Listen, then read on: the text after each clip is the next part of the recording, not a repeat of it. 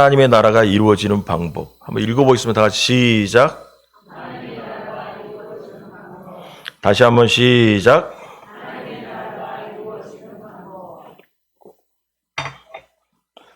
지난주에 하나님의 나라에 대해서 조금 배웠습니다. 마가복음 처음을 배우면서.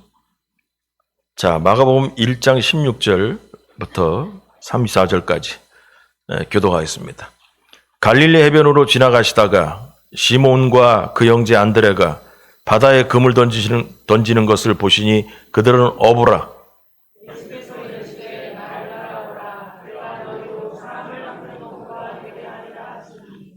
곧 그물을 버려두고 따르니라.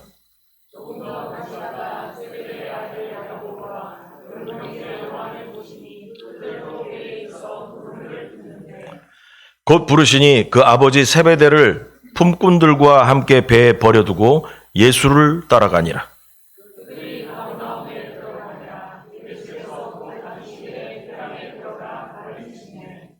물사람이 그의 교훈에 놀라니 이는 그가 가르치시는 것이 권위 있는 자와 같고 서기관들과 같지 아니함일러라.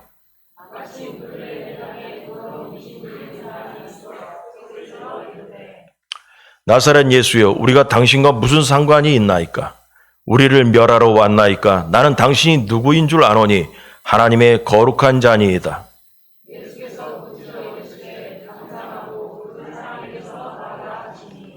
더러운 귀신이 그 사람에게 경련을 일으키고 큰 소리를 지르며 나오는지라.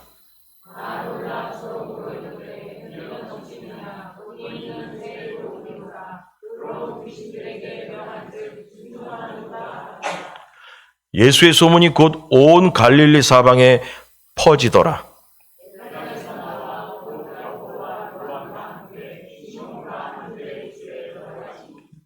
시몬의 장모가 열병으로 누워 있는지라 사람들이 곧 그 여자에 대하여 예수께 여짜온대.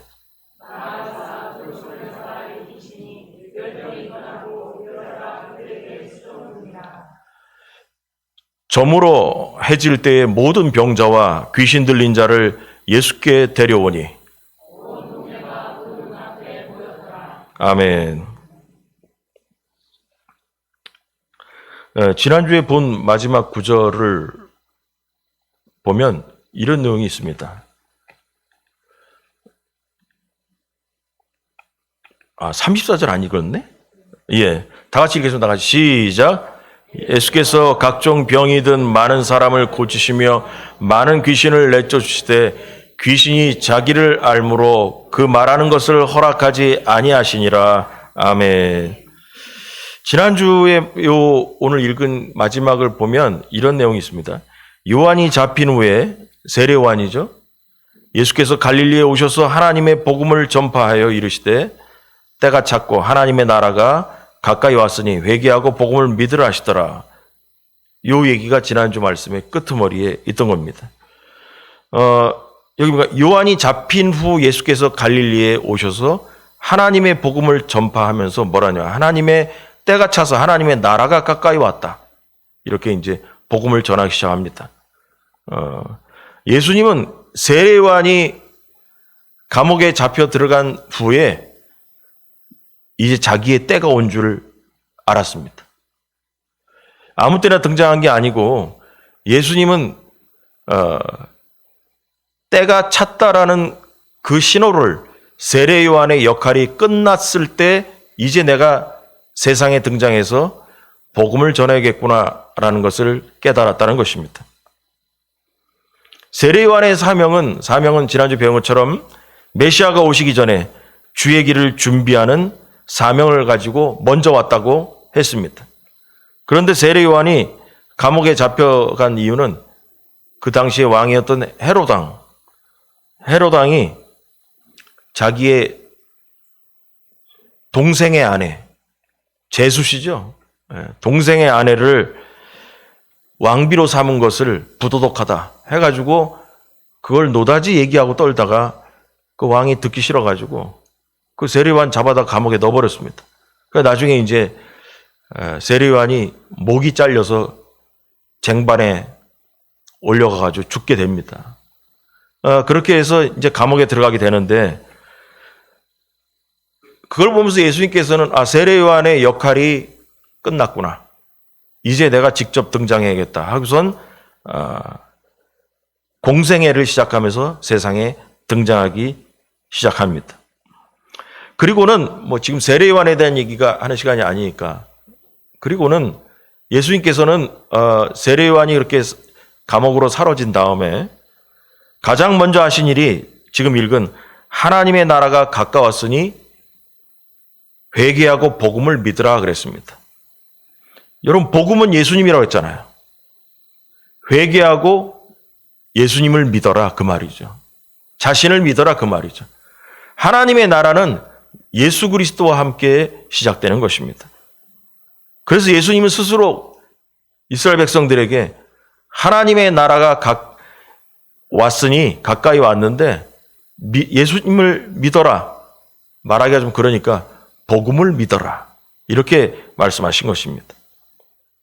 그래서 하나님의 아들이신 예수 그리스도를 믿으면 죄의 문제를 해결받게 되고 하나님의 자녀로 인생의 팔자가 바뀐다라는 것을, 복된 소식을 전하기 시작한 것입니다. 여러분, 지난주에 복습을 하자면 하나님 나라를 자꾸 여러분 머리에 집어넣어야 돼요.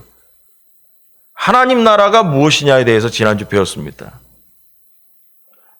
하나님의 나라는 여기 있다 저기 있다가 아니라 우리 마음에 임한다고 분명히 그랬습니다.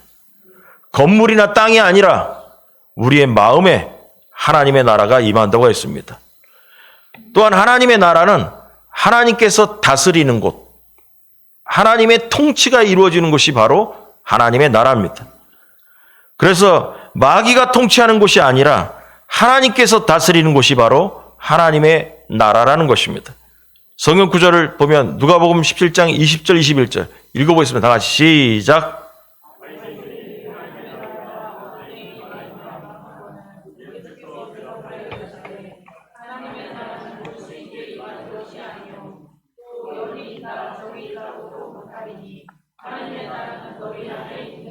아멘. 여러분, 하나님의 나라는 우리 마음에 임하는 겁니다. 근데 여러분, 오늘 본문에 이제 하나님의 나라가 어떻게 우리 마음에 임하는가에 대한 방법이 나오게 됩니다. 예수님께서 하나님의 나라가 가까웠다고 하면서, 그러면 하나님의 나라가 가까웠다고 하면서 뭘 해야 되냐? 하나님의 나라를 만들어가는 것이 예수님의 하신 일이에요. 하나님의 나라가 가까웠다. 이제부터 하나님의 나라를 내가 만들어 가겠다 이겁니다. 그럼 예수님이 하시는 것을 보면서 내 안에 하나님의 나라가 어떻게 해서 이루어져야 되는가에 대해서 우리가 배워야 되는 거죠. 그래서 오늘 이 본문을 보면서 나는 과연 하나님의 나라가 내 안에 이루어지고 있는가? 그리고 나 또한 예수님처럼 하나님의 나라를 이 세상에 만들기 위해서 어떻게 세상에 접근해야 되는 것인가? 이거에 대한 방법을 알게 되는 것입니다. 자, 1번. 하나님의 나라는 1번. 은혜로 일꾼들을 부르십니다. 다 같이 시작. 일꾼을 부르는 게 아니라 은혜로 부르십니다. 다시 한번 1번. 다 같이 시작. 예, 이 의미가 이제 말씀을 들으면서 이게 무슨 말인가 이제 깨달아야 됩니다. 여러분, 예수님이 복음 사역을 시작하기 때 맨 처음에 하신 일이 갈릴리 호숫가 옆에서 복음의 일꾼들을 부르셨습니다. 복음을 위해 부름받은 그들은 평범한 어부에 불과한 사람들이었습니다. 여러분, 예수님은 높고 많이 배운 사람들을 불러서 하나님의 나라의 일꾼으로 삼지 않으셨습니다. 부족하고 보잘것없는 사람들을 불러서 복음의 일꾼으로 삼으셨다는 것입니다. 그러므로 뭐냐? 모든 사람이 복음의 일꾼으로 부르심을 받게 된다는 것을 우리가 알 수 있게 됩니다.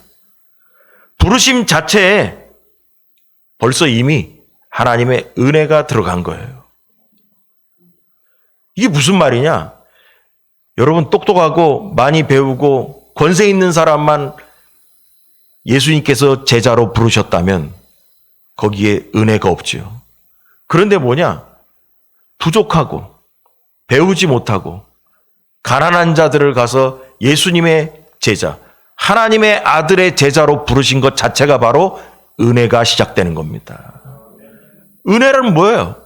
공짜라는 얘기예요. 자주 얘기합니다. 이 예를 돕기 위해서. 나는 저 사람한테 은혜를 입었어. 그게 뭐예요? 저 사람의 도움을 받았어. 은혜를 입었다라는 것은 공짜를 얘기하지 돈을 지불한 것은 있잖아요. 은혜라고 안 해요.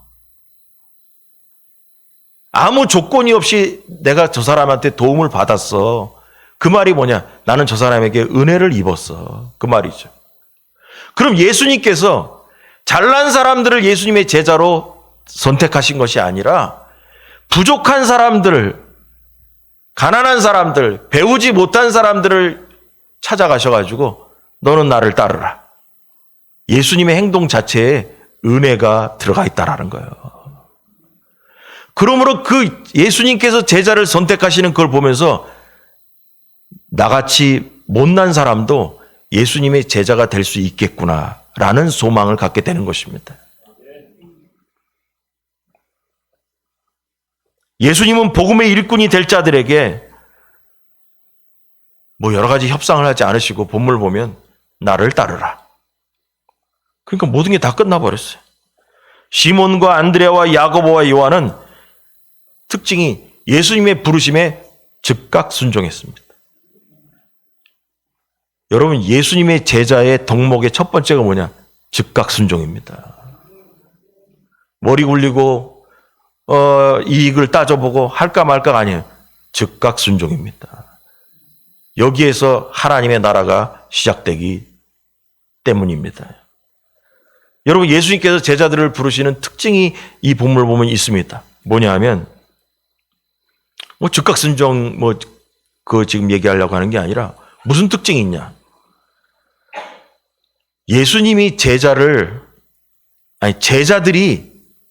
예수님을 선택하는 것이 아니라 예수님이 제자를 선택하는 겁니다. 여러분, 이게 중요한 얘기예요. 예수님은 제자들을 선택하시고 너는 나를 따라오라. 예수님이 선택해버려요. 여러분, 이스라엘에 랍비 학교들이 있습니다. 그 당시에 학교에 있는 제자들은 랍비, 선생님을 선택해서 그 학교를 들어갑니다. 이 선생님 밑에 가서 배워야지 하고 제자들이 찾아갑니다. 그러나 예수님은 제자들이 선택하는 것이 아니라 예수님이 우리를 선택하러 오시는 겁니다.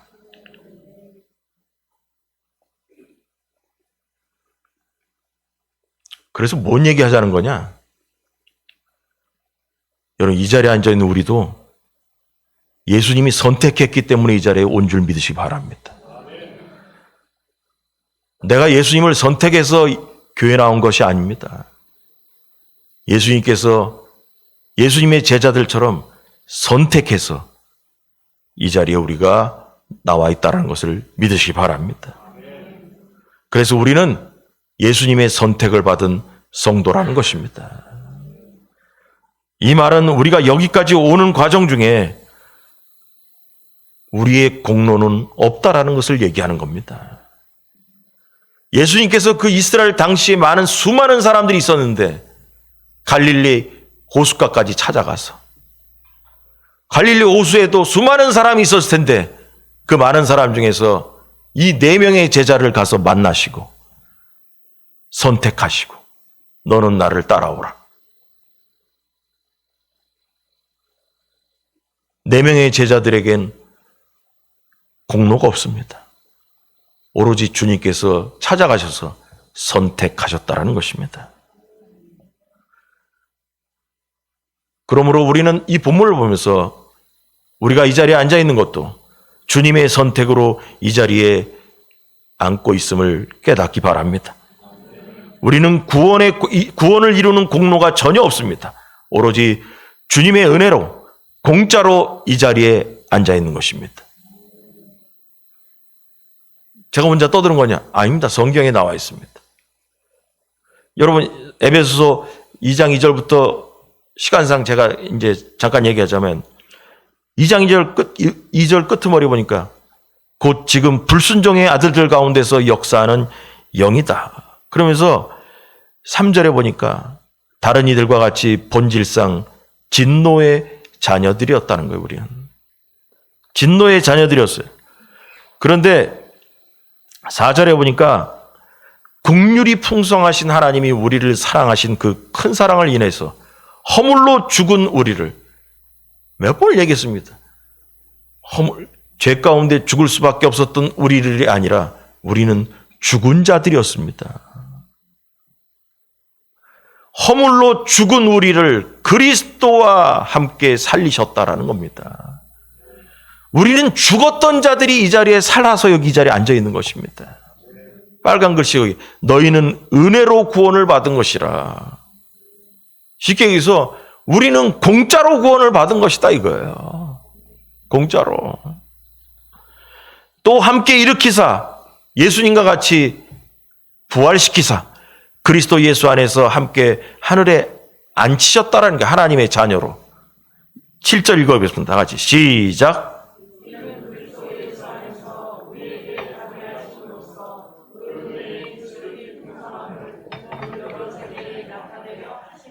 아멘. 예수님께서 이 땅에 오셔가지고 우리를 위해서 십자가의 피를 흘리시고 죽으시고 그리고 나서 우리를 구원하신 것은 앞으로 오는 모든 세대에게 예수 그리스도의 은혜의 풍성함을 보이려고 한 것이다. 이렇게 은혜가 풍성하신 하나님의 아들 예수 그리스도라는 것을 보여주시는 것이다라는 거예요. 8절과 9절 핵심 구절 너희는 시작.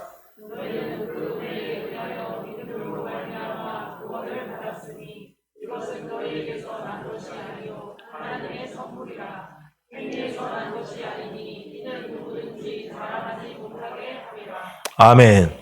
이게 복음입니다. 우리의 공로가 없이 오로지 하나님의 은혜로 우리가 이 자리에 온 것입니다.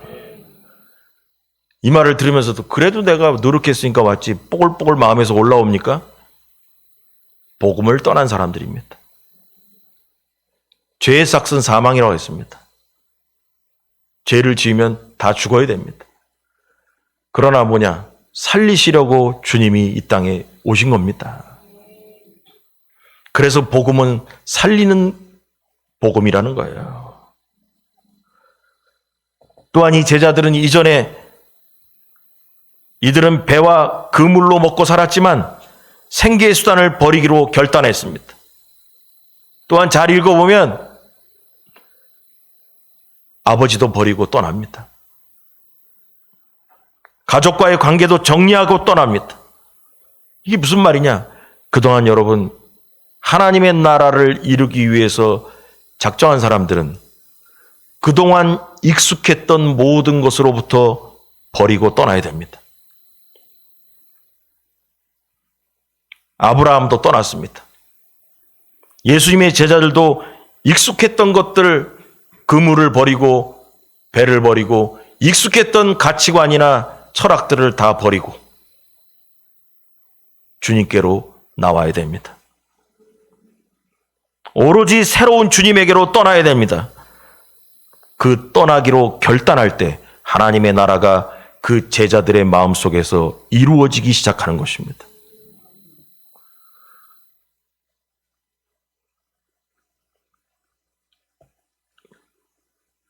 (18절에) 보니까 곧 그물을 버려두고 따르니라.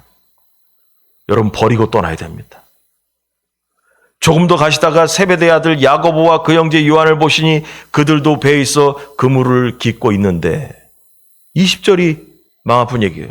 곧 부르시니 그 아버지 세베대를 품꾼들과 함께 배에 버려두고 예수를 따라가니라. 야고보와 요한은 아버지를 버리고 떠납니다. 즉시 여러분 여기에서 하나님의 나라가 시작되는 겁니다.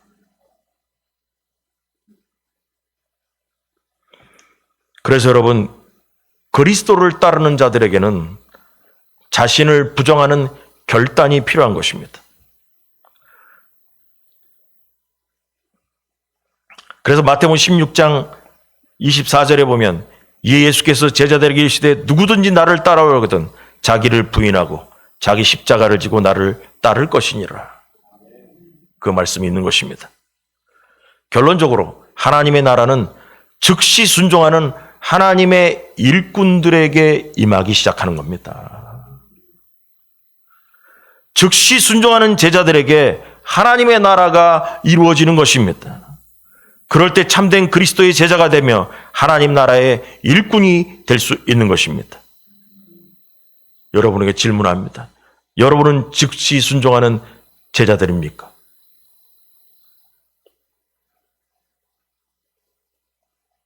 머뭇거리거나 예수님께서 너는 나를 따르라 할 때 아니 조금만 기다려주세요. 그런 얘기가 안 와요. 즉시 모든 걸 버리고 예수님을 따랐다는 것입니다. 아직도 그물과 배와 가족이 인생에서 가장 중요한 것처럼 잡고 있는지 돌아보시기 바랍니다. 나는 이 4명의 제자들과 다르게 아직도 잡고 있는가? 배를 잡고 있는가? 내가 익숙해하던 것, 내가 좋아하던 것, 이것들을 잡고 앉아서 주님은 너는 나를 따라할 때 아니요, 좀 더 기다려야 됩니다. 아직 못 났습니다. 여러분, 그런 성도들에게 하나님의 나라가 임하겠습니까? 모든 걸 버려두고 주님을 따를 때 그때 하나님의 나라가 열리기 시작하는 것입니다. 그래서 하나님의 나라는 본문에 나오는 제자들과 같은 결단으로 예수님의 선택에 즉시 순종하는 사람들에게 임하는 것이 하나님의 나라입니다. 2번, 귀신들이 나가야 합니다. 다 같이 시작. 다시 한번 시작. 여러분, 예수님께서 본문에 보니까 회당에서 가르치실 때 더러운 귀신이 예수님의 사역을 방해했다고 했습니다. 소리를 지르고 예수님 말씀 못 전하게 방해했습니다. 예수님의 모든 사역은 하나님 나라를 확장하는 겁니다. 그럼 더 쉽게 얘기하면 뭐냐? 복음을 받아들인 사람들의 숫자가 늘어갈수록 하나님의 나라가 넓어지게 되는 거죠. 그런데 이때 마귀는 하나님의 나라가 우리 가운데 임하는 것을 방해하기 시작을 하는 것입니다. 예수님도 하나님의 나라를 넓히기 위해서 회당에서 말씀을 전할 때 귀신이 방해하는 거예요. 예수님의 사역은 악한 영들을 쫓아내서 하나님의 나라를 확장하는 것, 복음을 넓혀가는 것, 이게 바로 하나님 나라를 이 땅에서 이루어가는 것입니다. 귀신들은 귀신 들린 사람으로 하여금 소리를 지르게 해서 말씀이 가는 곳에 말씀을 못 듣게 만드는 방해를 해서 주님의 사역을 회방하는 것입니다. 더러운 귀신들은 사람들에게 들어가서 그 사람을 사로잡고 자신들의 종으로 삼아서 그 사람을 파멸시키고 말아버립니다. 이것이 어두움의 악한 영들이 하는 역사입니다. 여러분, 하나님 나라를 방해하는 것은 바로 귀신의 역사인 겁니다. 하나님의 나라가 넓어지려고 하는 것을 막으려고 하고 방해하려는 모든 행위나 마음, 자세, 태도는 마귀의 역사입니다. 이 귀신들을 몰아내야 하나님 나라가 만들어지는 것입니다. 요한복음 10장 10절 다 같이 시작.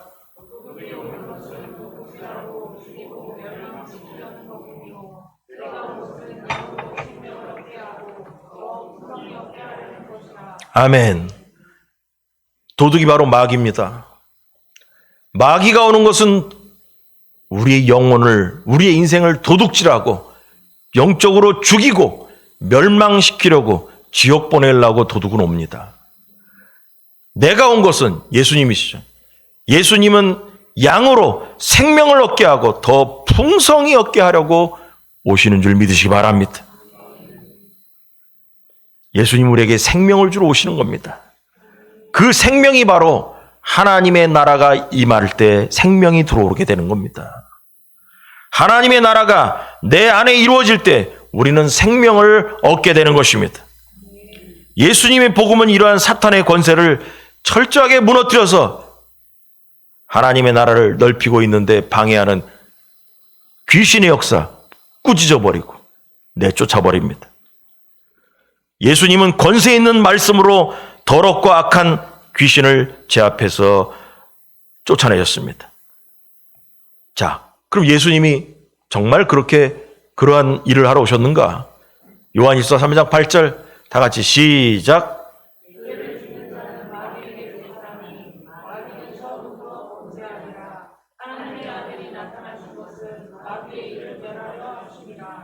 아멘. 암기 필수 구절입니다. 하나님의 아들이 나타나신 것은 마귀의 일을 멸하려고 오셨다라는 거예요.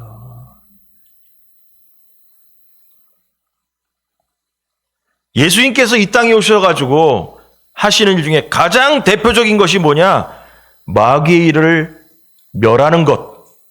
이게 예수님이 하시는 일입니다.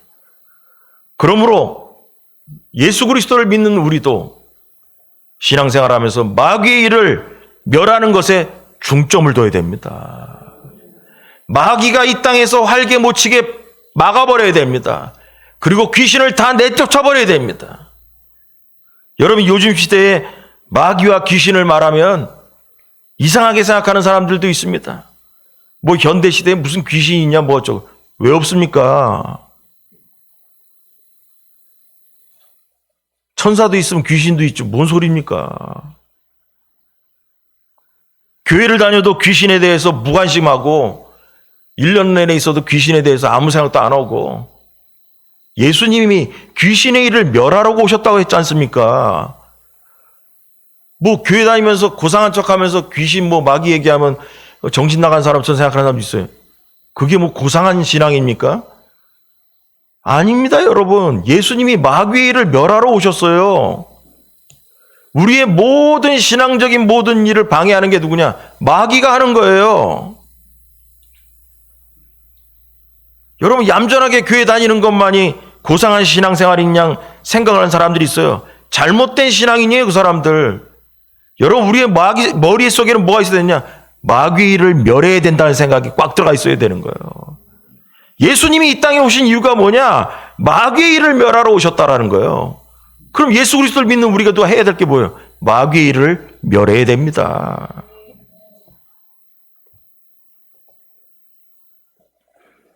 여러분, 마귀는 하는 일이 뭐냐? 하나님의 나라가 확장되는 것을 막는 게 마귀의 일이에요.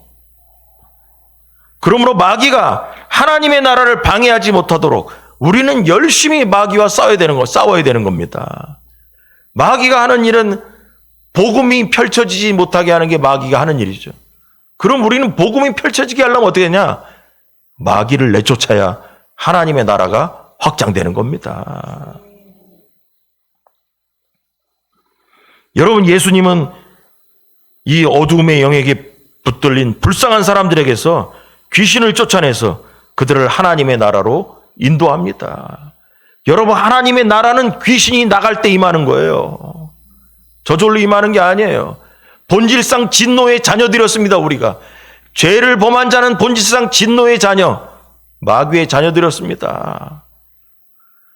그러므로 우리 안에 있는 본질상 진노의 자녀였던 그 마귀를 내쫓고 성령이 우리 안에 들어왔을 때 네 몸이 성전일 줄 알지 못하느냐? 우리의 육신이 성전으로 바뀌어질 때 하나님의 나라가 임하기 시작하는 겁니다. 성령님이 우리의 주인이 되실 때 우리는 하나님의 나라가 내 안에 임하기 시작했다는 것을 깨닫게 되는 것입니다. 그래서 예수님은 사역의 대부분을, 복음서를 보면 귀신 쫓는 일에 집중하셨어요. 가는 곳마다 귀신 쫓으러 다니셨어요. 여러분, 이것이 하나님의 나라와 관계가 없다면 예수님이 왜 귀신을 쫓고 다녔겠어요? 그럼 2000년 전에만 귀신이 있고 지금은 귀신이 없게? 지금도 귀신이 있습니다. 여러분, 예수님은 이 마귀 귀신의 역사의 종지부를 찍고 우리에게 참 자유를 주시는 분입니다. 이것이 바로 복음인 것입니다. 우리의 모든 생활에서 마귀가 떠나야 됩니다. 마귀의 역사를 청산해야 됩니다. 그리고 오로지 성령님의 지배를 받는 생활을 해야 합니다. 이때 우리 안에 하나님의 나라가 시작되는 것입니다. 할렐루야. 그래서 첫 번째는 즉시 순종하고 따르는 제자일 때 하나님의 나라가 시작되고, 두 번째는 우리 안에 마귀의 지배에서 벗어나서 마귀와 귀신을 내쫓아야 된다는 거예요. 그때 하나님 나라 임합니다. 마지막으로 온갖 병을 치유하시며, 다 같이 시작. 다시 한번 시작.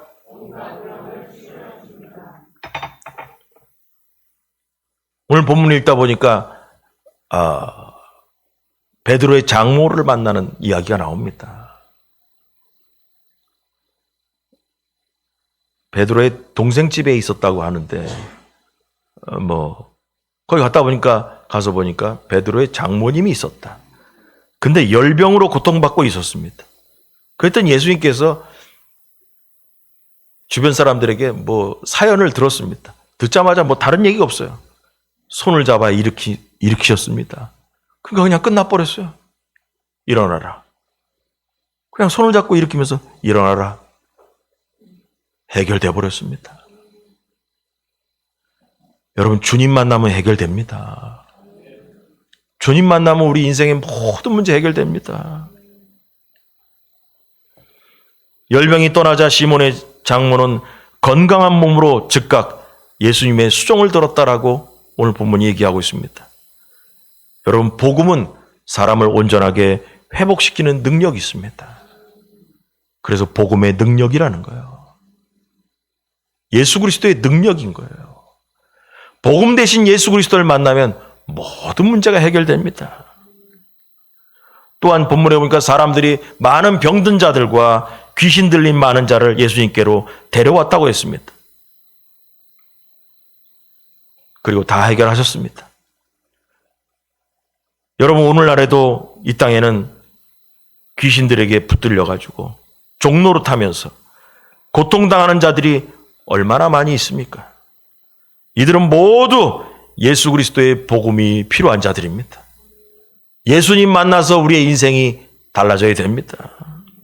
예수님은 각종 병든 사람을 고치시고 많은 사람에게서 귀신을 내쫓음으로써 그들을 온전하게 하셨고 하나님의 나라가 확장되게 만드셨던 것입니다. 하나님의 나라의 복음은 온갖 병에 붙들린 비참한 영혼들을 온전한 인생으로 바꿔 주시는 것입니다. 여러분, 우리 인생이 육신의 문제로 얼마나 고달픈 인생입니까? 문제 없는 인생이 없어요. 육신이 있기 때문에 문제가 있어요. 먹고 사는 문제 있죠. 관계의 문제로 또 마음도 안 좋죠. 경제의 문제도 있죠.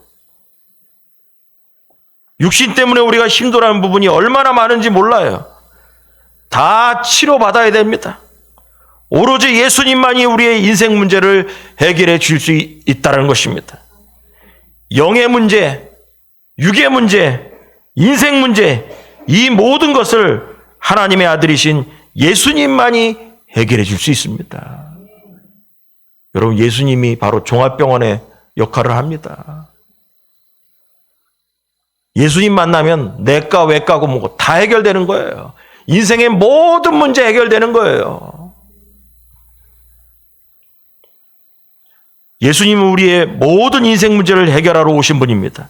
여러분 믿습니까, 여러분? 예수님께서 계신 곳, 하나님 나라가 임한 곳, 복음이 역사하는 곳, 그곳에 바로 치유의 역사가 있는 줄 믿으시기 바랍니다. 온갖 인생의 모든 질병과 인생의 모든 문제, 예수님이 치료하십니다. 여러분, 그때 하나님의 나라가 이루어지는 겁니다. 여러분, 인생 문제 해결되지도 않았는데 그게 무슨 하나님 나라입니까? 인생 문제가 해결돼야 하나님 나라가 되죠. 그래서 즉각 순종하고 세상의 모든 걸 버리고 주님을 따를 때. 그리고 두 번째 뭐라고 했습니까? 기억이 금방 안 나네. 귀신들이 나가야 된다고 그랬죠. 그리고 내 안에 성령님께서 좌정하셔야 됩니다. 그리고 인생의 모든 질병의 문제, 인생 문제 해결돼야 됩니다. 그때 그 사람 하나님의 나라 임한 겁니다. 하나님의 나라는 여기 있다 저기 있다가 아니라 네 마음에 있느니라. 여러분, 예수 그리스도의 복음만이 인류의 소망이고 사람을 다시금 건강하게 회복시킬 수 있습니다. 하나님 나라의 복음은 사람을 온전하게 하며 자유롭게 합니다. 사람은 그 누구도 자력으로 사탄의 권세에서 자유로울 수가 없어요. 예수님만이 우리를 자유롭게 하십니다. 사람에게서 귀신을 쫓아내고 병든 사람을 치유하는 것은 오직 하나님 나라의 복음밖에 없다는 것입니다. 여러분, 복음만이 우리의 소망이고 인류의 소망인 줄 믿으시기 바랍니다. 할렐루야. 찬송 부르겠습니다. 찬송은 93장.